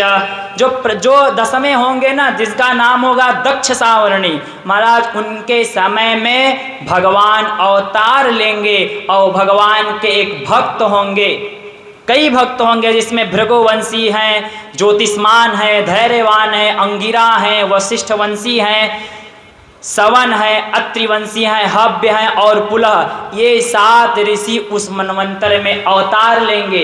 ये सारे भगवान के ही अवतार हैं। भगवान अलग अलग कल्प के भेद से अवतार लेकर के इस पृथ्वी पर जो दुष्ट लोग हैं, अत्याचारी लोग हैं, उनका सबका निर्वाहन करेंगे। हे महात्मा लोग, मैंने भगवान शिव के अनेक वर्णों का बता दिया। अब मैं बतलाता हूं कि माँ भगवती उमा ने क्या किया। ये तो बृहद तरीके से देखिए देवी भागवत में आएगा, यहाँ पे सूक्ष्म रूप से लिया है, उमा संहिता में केवल नाम लिया है। कई सारे असुर होंगे जिनका नाम होगा शुंभ, निशुंभ, चंड, चंड मुंड, रक्त बीज, महिषासुर, अनेक ऋषि होंगे। माँ भगवती अपने एक एक योगियों को प्रकट करेंगे, जिसमें 9 देवियों को प्रकट करेंगी। 8 को प्रकट की, किंतु एक राक्षस हुआ जिसका नाम पड़ा रक्त बीज। महाराज जैसे उसका गला काटते थे ना, जैसे उसका खून गिरता था, वैसे एक रक्त बीज प्रकट हो जाता था। माँ भगवती ने ध्यान किया, जितना मारे उतना प्रकट होता। माँ भगवती ने ध्यान किया, माँ भगवती का एक स्वरूप प्रकट हुआ जिसका नाम पड़ा महाकाली। बोलिए महाकाली मैया के। महाकाली ने जैसे 100 रक्त बीज प्रकट हो गए थे। माँ भगवती मारती थी ऐसे। माँ भगवती खप्पड़ ली हुई है, खप्पड़ में उसका खून लेती थी, पीती थी, फिर मारती थी, फिर खप्पड़ लेती थी। ऐसे करके माँ भगवती ने अपने ही विभूतियों को 9 में प्रकट किया। प्रथमं शैलपुत्रीं च, द्वितीयं ब्रह्मचारिणीं, तृतीयं चंद्रघंटेति कुष्मांडेति, चतुर्थकं पंचमं स्कंदमातेति, षष्ठं कात्यायनीति च, सप्तमं कालरात्रीति महागौरीति चाष्टमं, नवम सिद्धिदात्री च, नवदुर्गा परकीर्तिता, नवदुर्गा परकीर्तिता। कितनी देवियां हुई? 9। माँ भगवती ने अलग अलग अवतार लेकर के चंड मुंड को कैसे मारा, धूम्रलोचन को कैसे मारा, शुंभ निशुंभ को कैसे मारा, रक्त बीज को कैसे मारा, महिषासुर को कैसे मारा, अनेक वर्णन किया। हे शौनक आदि ऋषियों, माँ भगवती के 2 परम भक्त हुए। एक का नाम था राजा। महाराज उसके दुश्मनों ने, कई राजाओं ने मिलकर के उसका राज्यपाट छीन लिया। उसका नाम था सुरथ, नाम का राजा था। दुर्गा सप्तशती पढ़ा होगा तो उसमें आया होगा। एक सुरथ नाम का राजा है और एक समाधि नाम का वैश्य है। माँ भगवती ने, वो दोनों एक ऋषि के पास पहुंचते हैं। ऋषि ने उनको मंत्र बताया, बीज मंत्र, जिनका नाम है ओम ऐं ह्रीं क्लीं चामुंडाए विच्चे। ये महाकाली, महालक्ष्मी, महासरस्वती तीनों का निरूपण करते हैं। वो जो राजा सुरथ था ना, वो राजा सुरथ ने माँ भगवती की तपस्या किया। तपस्या से प्रसन्न होकर के माँ भगवती ने उसे आशीर्वाद दिया। ये जो समाधि वैश्य था ना, वो बड़ा महाराज जो बहुत बड़ा ज्ञानी था। उसने कहा, माँ मुझे ना धर्म चाहिए, ना मुझे अर्थ चाहिए, मुझे कुछ भी नहीं चाहिए, मुझे तो मुक्ति चाहिए। हाँ, उन्होंने कहा वो जो वैश्य था वो अगले कल्प में राजा सावर्णी नाम का मनु बनेगा, जो मैंने अभी आपको बताया। सावर्णी नाम का माँ भगवती ने वो जो समाधि नाम का वैश्य था उसको आशीर्वाद दिया। माँ भगवती ने उसको ज्ञान कराया। ज्ञान होने के बाद वह मुक्त हो जाता है। यहाँ पर उमा संहिता खत्म होती है। यहाँ सूक्ष्म तरीके से वर्णन है, क्योंकि सारा का सारा वर्णन कहाँ चला जाएगा? देवी पुराण में। इसके बाद एक संहिता आती है जिसका नाम है कैलाश संहिता। महाराज उस संहिता में केवल और केवल सन्यास का वर्णन है, केवल और केवल सन्यास। अगर किसी को सन्यास लेना है तो बताऊं, सन्यास लेना है तो बताओ महाराज। हाँ, सन्यास तो किसी को लेना नहीं है ना। हमारे जैसे बाबा जी बनना है, बनना है, पक्का बनना है ना। क्या बात है, बोले वृंदावन बिहारी लाल की। मैं कुछ नाम बता देता हूँ। वैसे ये विद्याएं तो वाकई में नहीं बताई जाती। हमारे श्रीमान अनिल सिंह जी कह रहे हैं आश्रम में आकर के बताओ। जब सन्यास भी देते हैं गुरुजी लोग ना, तो चारों बगल से इसे बंद कर देते हैं। बीच में गुरुजी रहते हैं और जिसको सन्यास दे रहे हैं वो रहता है। बिरजा होम करते हुए कोई नहीं देख सकता। मैं मंत्र बोल देता हूँ। सर्वमंत्रात् प्रदेशेषु मयेति च पदं वदेत् प्रणवः पूर्वयुद्भोत्तम समातिष्ठ्याहरेत् वरे। ओ गुरुदेव बिरजा होम कराते हैं। बिरजा होम कराने के बाद ओम भुवः संन्यस्तो मया, ओम भुवः स्वसंन्यस्तो मया, ओम भूर्भुवः स्वः संन्यस्तो मया। मैं पृथ्वी को छोड़ता हूँ, मैं स्वर्ग को छोड़ता हूँ। ना मेरे अंदर पृथ्वी की चाह है, ना मेरे अंदर स्वर्ग की चाह है। मुझे कुछ नहीं चाहिए। श्रुतम में दारेश्च पुत्रैष्णा वित्तैष्णा लोकेष्णाश्च व्युथरे। ना मुझे पुत्रैष्णा की चाह है, ना मुझे लोकेष्णा की चाह है। मुझे तीनों ऐष्णाओं की चाह नहीं है। पुत्रैष्णा मतलब मेरा पुत्र होवे, मेरे परिवार होवे, मेरा वंश आगे बढ़े, इसकी भी कामना नहीं। वित्तैष्णा, वित्त माने हाँ धन। मेरा जो धन है महाराज, मेरी जो कीर्ति है वो पूरा। और लोकेशना महाराज, लोकेशना तो सबको चाहिए। अरे महाराज जहाँ जाऊँ 10 लोग हमको प्रणाम करें, 10 लोग सैल्यूट मारें, 10 लोग माला पहने, अरे महाराज आइए आपका स्वागत है। सबके अंदर चाह होती है महाराज। ये चार लोग साथ में गए महाराज, 2 से तो हाथ मिला लिया, तीसरे से हाथ नहीं मिलाया ना महाराज। दूसरी बार वही था जो हमको हाथ नहीं मिलाया था। 2 को तो माला पहनाया था, हमको माला नहीं पहनाया था। ऐसे करके गुरुदेव जब बिरजा मंत्र देते हैं, मंत्र देने के बाद ना पुत्रैष्णा की चाह है, ना वित्तैष्णा की चाह है, ना लोकैष्णा की चाह है। बोले जाओ फिर स्नान करो, शुद्ध हो जाओ। जब शुद्ध हो करके निर्वस्त्र हो करके स्नान करते हैं, निर्वस्त्र हो करके स्नान करके चल देते हैं। चलने के बाद जो गुरु जी ने नाम दिया, जिस नाम से बुलाया, उस दिन से वही नाम पड़ जाता है। पहले यहाँ जो मेरा नाम कहीं लिखा होगा ना, मेरा नाम कुछ दूसरा था महाराज, सब चेंज हो गया। महाराज जी का कुछ दूसरा नाम था, सब चेंज हो गया। पहले महाराज जी का कुछ दूसरा नाम था, फिर नाम संन्यास के बाद रखा गया स्वामी राघवानंद सरस्वती। मेरा नाम कुछ और था, मेरा नाम रखा, मैं अपना नाम नहीं बताऊंगा।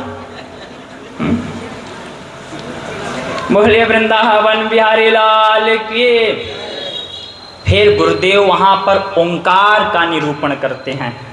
प्रणवः सर्ववेदेषु, एक और केवल एक ओंकार का निरूपण करते हैं। तुम्हारे लिए केवल और केवल ग्राह्य, तुम्हारे लिए केवल और केवल पूजनीय, तुम्हारे लिए केवल और केवल ध्यान योग्य केवल है तो केवल और केवल ओंकार है।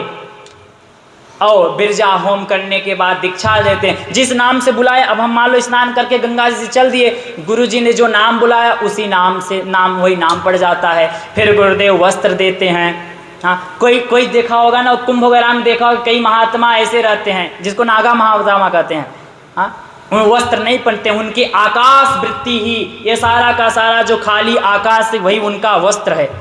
हाँ, ऐसा हमारे वेदांत में कहते हैं। सारा का सर्व संन्यास में इतने में समझ लो। पूरा का पूरा कैलाश संहिता में माँ भगवती ने भगवान शिव से पूछा है, भगवान शिव ने पूरा का पूरा संन्यास धर्म का निरूपण किया है। संन्यास धर्म का कैसे पालन करना चाहिए, कैसे शरीर शांत हो जाए। महाराज संन्यास लेने के पहले अपना पिंडदान भी करना पड़ता है, पता है कि नहीं? हाँ, हम लोग चलते फिरते मुर्दा हैं, चलते फिरते मुर्दा।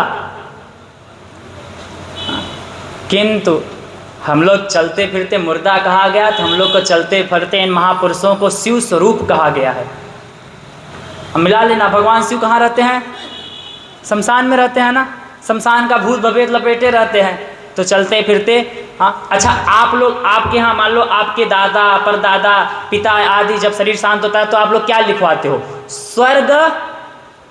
स्वर्गवासी लिखवाते हो ना, पूज्य पिताश्री स्वर्गवासी अमुक नाम। और जब हम महात्मा लोग मरते हैं तो हम लोग स्वर्गवासी नहीं लिखवाते। हाँ, हम लोग लिखवाते हैं ब्रह्मलीन।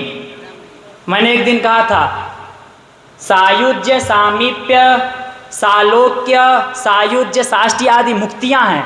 जो मुक्ति मिलती है तो वहाँ से उसकी वापसी भी होती है। स्वर्ग आदि से विष्णु लोक तक कोई जाता है तो वहाँ से उसकी वापसी होती है। जैसे जय और विजय, जय विजय की कथा सुनी है ना? किसके द्वारपाल थे? भगवान विष्णु के द्वारपाल थे। किंतु कहाँ आना पड़ा ना। किंतु हम महात्मा लोग मरते हैं तो हमारे नाम के आगे लिखा जाता है ब्रह्मलीन। जो ब्रह्म में लीन हो गए, अब इनका पुनः आगमन नहीं होगा। हाँ, ये अपने स्वरूप में स्थित हो गए। भगवान शिव ने अपने प्रणव का, वहाँ पे प्रणव मंत्र का वर्णन किया है। और वर्णन करने के बाद तो माँ भगवती ने पूछ लिया कि आपका जो स्वरूप है ना महाराज, उसकी जानकारी कैसे होगी? तो भगवान ने यहाँ पे वर्णन किया है किस चीज का? हाँ? सर्गश्च प्रतिसर्गश्च वंशो मनवंतराणि च वंशानुचरितं चैव पुराणं पंचलक्षणम्। यहाँ पर वर्णन किया है कि कितने वेद हैं, कितने पुराण हैं, कितने उपपुराण हैं, कितने उपवेद हैं। मैं नाम बोल देता हूँ। विद्यास्थानि सर्वाणि पुराणानुक्रम तथा तत्पुराणस्य चोत्पत्तिं ब्रुवतो नो निबोधत। अंगानि वेदाश्चत्वारो मीमांसा न्याय विस्तरः पुराणं धर्मशास्त्रं च विद्याश्चैतार्तु दर्शनम्। हे देवी, हे पार्वती, 4 वेद हैं। चारों वेदों का नाम पता है? हाँ, जिसको नाम न पता हो तो उसके लिए चुल्लू भर पानी कम है। मैं कहने में संकोच नहीं लगाऊंगा। हाँ महाराज, दुनिया का ज्ञान होगा, जो हमारे सनातन धर्म का मूल स्तंभ है वो नहीं याद है। जब आपको नहीं याद होगा तो आपके बच्चों को कहां से याद होगा?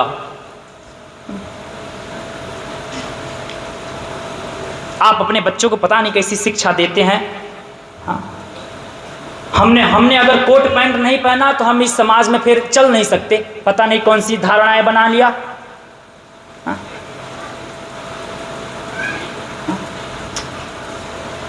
आपके बच्चे को शर्म लगती है सिखा रखने में। महाराज, उनका 4 साल का बच्चा होगा तो टोपी लगाने में शर्म नहीं लगती है। आपको शर्म लगता होगा महाराज, उनको शर्म नहीं लगता। वो दाढ़ी रखेंगे, मोछ नहीं रखेंगे। आपको कुर्ता धोती पहनने में शर्म लगता है, उनको शर्म नहीं लगता। ऐसा हमको बनाया गया है, ऐसा बनाया गया, ऐसा हमको शिक्षा दी गई है। मैं खुल के कहूंगा कि जो हमारे सनातन धर्म के मूल स्तंभ हैं, 4 वेद हैं। कम से कम आज नाम सुन लो, ऋग्वेद, यजुर्वेद, सामवेद, अथर्ववेद। इन 4 वेद के उपवेद भी हैं। एक का नाम है धनुर्वेद, एक का नाम है आयुर्वेद, एक का नाम है गंधर्व वेद, एक का नाम है अर्थशास्त्र शिल्प वेद।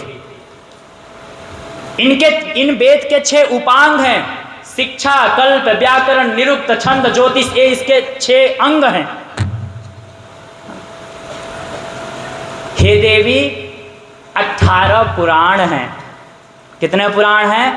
18 पुराण हैं। ये जो वेद है ना, इस वेद का नाम है वेदांत। वेदांत के अंतिम में केवल और केवल जिसको उपनिषद कहते हैं उसमें मेरे निर्गुण निराकार की विद्या है। आपको उपनिषद में ये नहीं बताया जाएगा कि रुपया कैसे कमाना चाहिए, धन कैसे कमाना चाहिए, ये वहाँ पे वर्णन नहीं आएगा। वहाँ पे तो वर्णन आएगा जो जीव अनेक जन्मों से इस मर्त्य लोक में भटक रहा है उसके मुक्ति का उपाय क्या है। हाँ? जब वेद का नाम नहीं पता तो उपनिषद का नाम कहाँ से पता होगा। नाम नहीं पता, दिल रख करके बोलो। सब ने, इसमें से 2-4 ऐसे बिरले होंगे जिन्होंने वेदों का दर्शन किया होगा। दिल पे हाथ रख करके बोलो कि मैंने चारों वेदों का दर्शन किया। पढ़ने की तो बहुत दूर की बात है। फिर ये आपके बच्चे के जो सिलेबस में चलती है ना, उससे सस्ती आ जाती है। चौखंबा और गीता प्रेस की कृपा है कि ये जो छोटे आज दर्शन कर रहे हैं ना, ये वेद पढ़ते हैं, यजुर्वेद पढ़ते हैं। अभी मंत्र आपको सुनावेंगे, कम से कम घर में ला के रखो।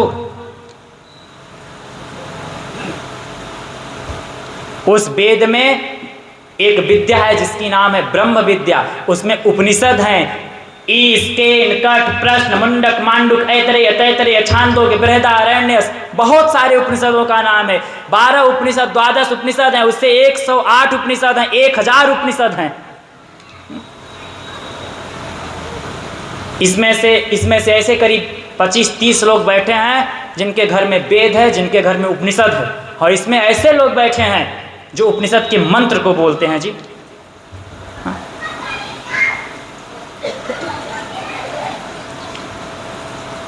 इसमें से 1-2 बच्चे ऐसे बैठे हैं जो भौतिक विद्या तो पढ़ते ही पढ़ते हैं और आपकी ब्रह्म विद्या भी पढ़ते हैं। 1-2 बच्ची इसमें बैठी है ऐसी।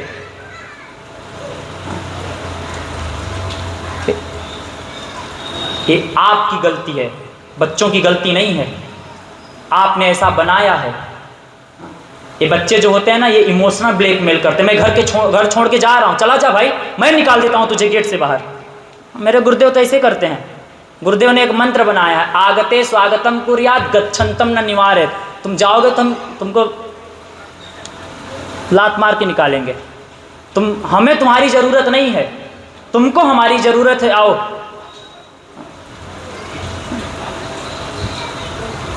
आपका बड़ा बच्चे से प्रेम होता है, जितना आप प्रेम करते हो उससे ज़्यादा गुरुदेव मुझसे प्रेम करते हैं। आप अपने बच्चों को कुछ तो ऐसी शिक्षा दो। आजकल छुट्टी होगी महाराज ना, तो पता नहीं कहाँ से ये जाओ जिम कर लो, डांस क्लास में जाएंगे, जा करके वो गीत पता नहीं क्या सीखेंगे। आजकल छुट्टी होती तो ले जाओ थोड़ा किसी आश्रम में अपने बच्चे को, 2-4 दिन वहीं रख दो, 2-4 दिन आओ जाओ, कम से कम अपने संस्कृति के बारे में आपका बच्चा जाने। तो जब जानेगा तब न जानेगा कि मातृदेवो भव। ये जो माँ है ना, ये मेरी माँ नहीं है, भगवान साक्षात देवी है। पितृदेवो भव, जो हमारे पिता है ना, ये साक्षात भगवान के तुल्य हैं। हाँ? कैसी शिक्षा दे रहे हो कि जैसे बच्चा कमाने खाने लायक होगा सबसे पहले लात मार करके आपको निकालेगा। कैसी शिक्षा हुई। हाँ? ऐसा भी शिक्षा मत दो कि वो तो बैठा है 7 समुद्र पार, यहाँ मर जाओ तो तुम्हारी अंत्येष्टि क्रिया भी करने कोई ना आ पावे। हाँ? ऐसी भी पढ़ाई मत पढ़ाओ जी। हाँ? बड़ा गर्व से बता रहे मेरा बच्चा तो 2 करोड़ का पैकेज पाता है। हाँ? और किसी दिन चले गए तो कोई पूछ भी नहीं रहा, 4 दिन से फ्लैट में बंद हो, बदबू आ रही तब पड़ोसी ने बताया। ऐसी भी विद्या मत पढ़ाओ।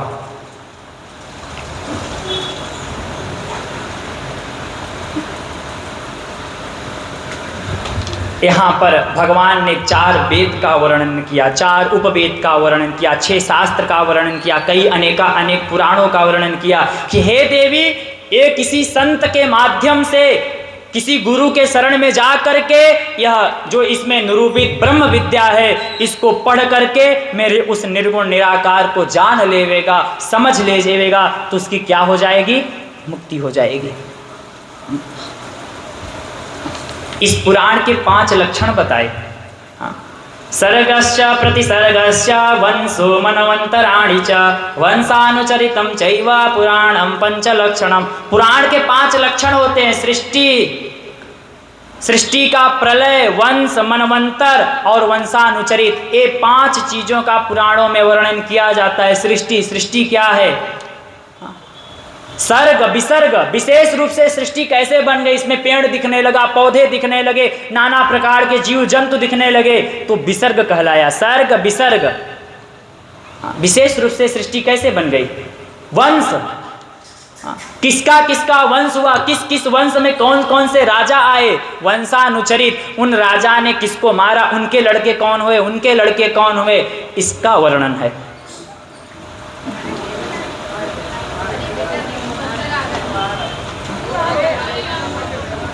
पुराणों का वर्णन किया। ब्रह्म पुराण है, पद्म पुराण है, विष्णु पुराण है, शिव पुराण है, भागवत पुराण है, भविष्य पुराण है, नारद पुराण है, मार्कंडेय पुराण है, अग्नि पुराण है, ब्रह्मवैवर्त पुराण है, लिंग पुराण है, वाराह पुराण है, स्कंद पुराण है, वामन पुराण है, कुर्म पुराण है, मत्स्य पुराण है, गरुड़ पुराण है और ब्रह्मांड पुराण है। अनेक अनेक पुराणों का वर्णन किया है कि हे देवी, जो इन पुराणों के माध्यम से मेरे निर्गुण निराकार के स्वरूप को जानेगा, सगुण साकार के भी स्वरूप को जानेगा, वो मुक्त हो जाएगा। बोलिए शंकर भगवान की। हे देवी, मैं तुमको अंतिम बात बताता हूं। एक मेरा मंत्र है जिसका नाम है पंचाक्षरी मंत्र। जीव कुछ भी ना करे, जीव कुछ भी ना करे, केवल और केवल मेरे पंचाक्षरी मंत्र को जपे, केवल और केवल जपने से ही उसको सब कुछ प्राप्त हो जाएगा। मैं मंत्र बोल देता हूं। वो मंत्र है नमः शिवाय। कितने शब्द हैं? ना, मा, सी और व और य। मैंने एक दिन बताया था कि अभी महाराज जी ने नाम लिया ना, 5 भगवान के मुख्य अवतार हैं, तो उन 5 मुखों से एक एक शब्द निकला है। ना, मा, सी, व और य, ये भगवान के 5 मुख से निकला है। तो भगवान को, हे देवी, जेव कुछ भी मन करे, केवल और केवल मेरे इस पंचाक्षरी मंत्र को जपे और केवल जपने मात्र से उसका कल्याण हो जाता है। किंतु देवी, ये मंत्र केवल ऐसे ना जपे। आप लोग कई बार होता है ना, आप कहते हो कि मंत्र हम जपते हैं किंतु मंत्र का फल नहीं मिलता। तो मंत्र के 5 चीज होते हैं। पहले मंत्र के ऋषि होते हैं, मंत्र दष्टारक ऋषि जिसको बोलते हैं। उस मंत्र के ऋषि होते हैं, उस मंत्र का छंद होता है, उस मंत्र के देवता होते हैं, उस मंत्र का ध्यान होता है और उस मंत्र का विनियोग होता है। ये 5 चीज़ों से अगर कोई मंत्र को जपता है तब जाकर के उसका फल मिलता है। इसमें गायत्री मंत्र तो सबको पता है ना, गायत्री मंत्र पता है ना सबको। किंतु गायत्री मंत्र के कौन से देवता हैं, कौन से ऋषि हैं, गायत्री मंत्र का कौन सा छंद है, गायत्री मंत्र का ध्यान कौन सा है और गायत्री मंत्र का विनियोग कौन सा है, ये 5 चीज़ पता है। अगर इन 5 चीज़ों को नहीं करोगे तो गायत्री मंत्र जप करने का फल, ओमकारस्य ब्रह्मा ऋषिर गायत्री छंदः, ये बच्चे लोग हमारे रोज संध्या वंदन करते हैं, उसमें आया है। ये जो हमारा ये पंचाक्षरी मंत्र है ना, इसका विनियोग है। ओम अस्य श्री शिव पंचाक्षरी मंत्रस्य वामदेव ऋषि। इसके ऋषि का क्या नाम है? वामदेव। वामदेव ऋषि पंक्तिश छंद, इसके जो छंद का नाम है वो पंक्तिश छंद है। शिव देवता, इसके देवता कौन है? भगवान साक्षात्कार भगवान शिव है। इसका बीज मंत्र क्या है? तो शिव देवता मम बीजम यम शक्ति वाकीलकम सदा शिव कृपा प्रसादोपलब्धि पूर्वकम अखिल पुरुषार्थ सिद्धये जपे विनियोगः। ये हमारे शिव पंचाक्षरी मंत्र का विनियोग है। ये विनियोग में सब आ गया। इसके देवता कौन है, इसके ऋषि कौन है, इसके मंत्र दृष्टा ऋषि कौन है, इसका ध्यान क्या है, इसका विनियोग क्या है। हे देवी, इन 5 चीज़ों से जो इस मंत्र को जपेगा, चाहे वह सतयुग में जपे, चाहे वह त्रेता में जपे, चाहे वह कलयुग में जपे, उसको हमारी कृपा, मेरी विशेष आशीर्वाद अनुग्रह मिलता है। जीवन में कलयुग में केवल और केवल क्या है?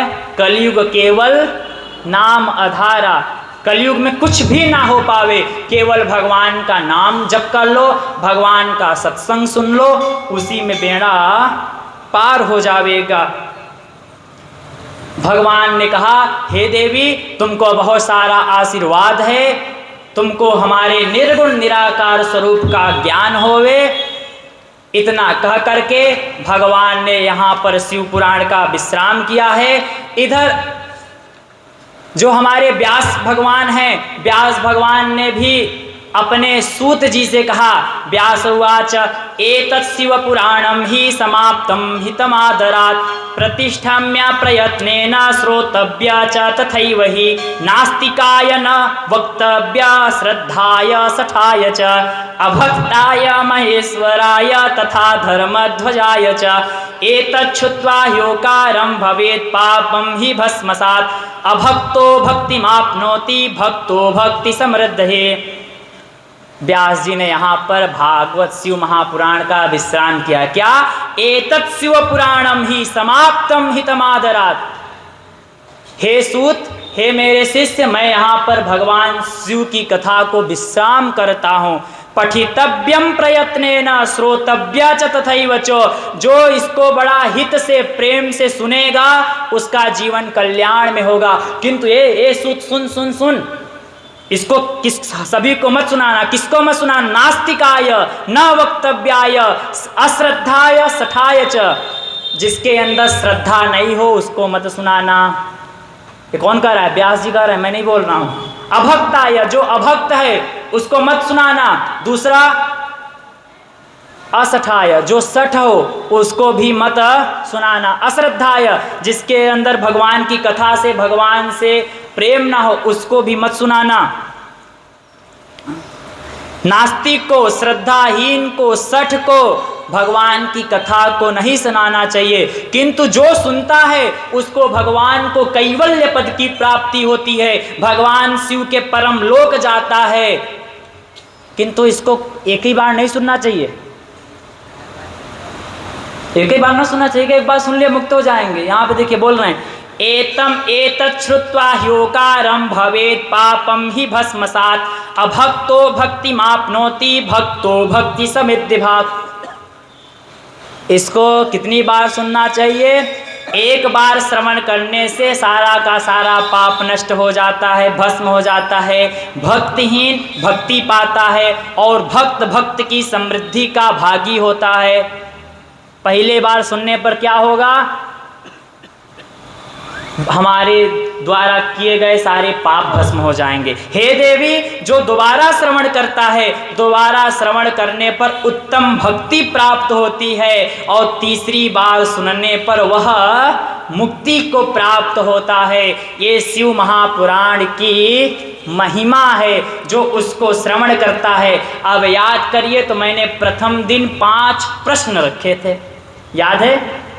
कि भगवान का स्वरूप क्या है, याद है? भगवान का स्वरूप क्या है।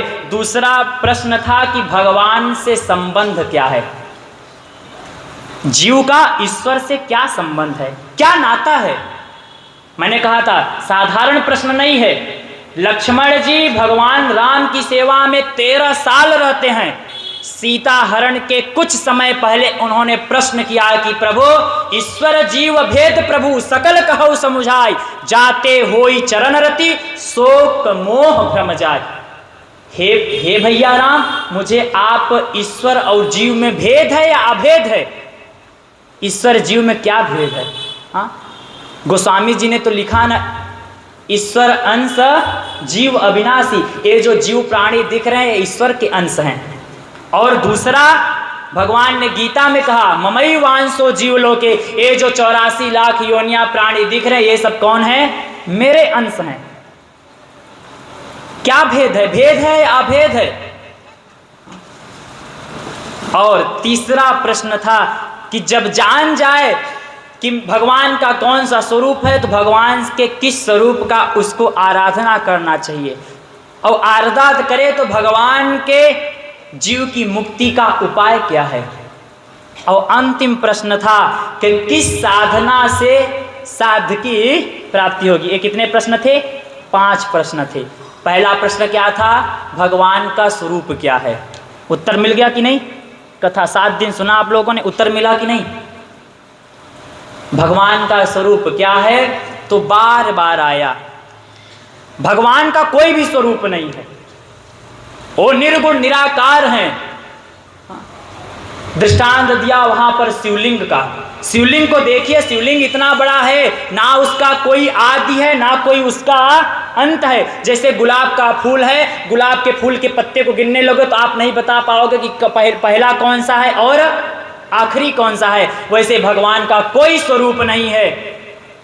भगवान को भजने वाला भक्त जिस रूप में चाहता है भगवान वही रूप ले लेते हैं। जैसे आप हो, आप बिल्कुल निर्गुण निराकार हो, आपके मन में आया कि मैं गाड़ी चलाऊं तो आप ड्राइवर बन गए, आपके मन में आया कि मैं भोजन बनाऊं तो आप रसोइया बन गए, कुक बन गए, आपके मन में आया मेरी ड्यूटी है डॉक्टरी करना, पेशेंट को देखना, तो आप अब डॉक्टर बन गए। और आप घर में बैठे हो, एक पुरुष है, वही पुरुष पिता भी बनता है, वही पुरुष दादा भी है, वही पुरुष फूफा भी है, वही पुरुष चाचा भी है, तमाम प्रकार का। किंतु कहूं तो भैया तुम कौन हो? सारे आवरणों को हटा दो तो आप कौन हो फिर? वही आपका स्वरूप है। तो भगवान का कोई भी स्वरूप नहीं, भगवान निर्गुण निराकार है, निष्कल है, निरूपाधिक ब्रह्म है, ना उनका कोई आकार है ना कोई उनका स्वरूप है। आपने जैसा स्वरूप चाहा भगवान वैसा ही बन करके आ जाते हैं।